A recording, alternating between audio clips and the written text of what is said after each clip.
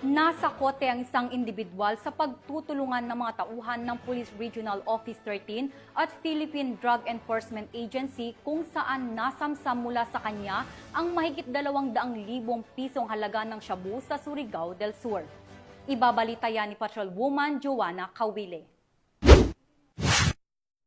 Nasamsam ang tinatayang 272,000 halaga ng hinihinalang shabu mula sa isang kawani ng gobyerno sa ikinasang bypass operation ng Surigao del Sur Provincial Intelligence Unit, katuwang ang Tandag City Police Station at PIDEA Surigao del Sur sa Barangay Bagong Lungsod, Tandag City, Surigao del Sur nito lamang August 22, 2025.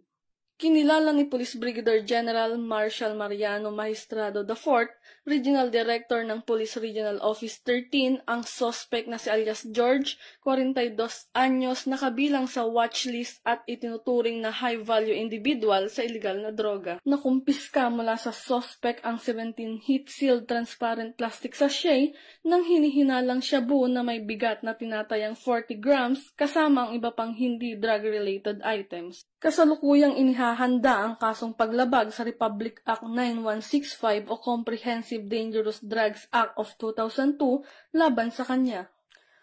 Patuloy ang Police Regional Office 13 sa maigting na kampanya laban sa iligal na droga upang masiguro ang isang ligtas, mapayapa at maunlad na pamayanan dahil sa bagong Pilipinas ang gusto ng pulis ay ligtas ka.